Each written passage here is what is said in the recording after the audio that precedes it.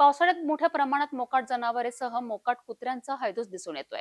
मोकाट जनावरे मुख्य रस्त्यांवरच आपला ठिय्या देत असल्याने आता अपघाताला निमंत्रण मिळत आहे. याआधी मनपा उपायुक्त माधुरी मडावी यांनी पशुपालकांना अल्टिमेट दिला होता. यासोबतच मनपा पशुवैद्यकीय विभागाने सुद्धा पशुपालकात जनजागृती केली होती. तरी मात्र पशुपालक नजरअंदाज करीत असल्याचे दिसून येताच आता मनपा प्रशासन धडक कारवाईला सुरुवात करणार आहे.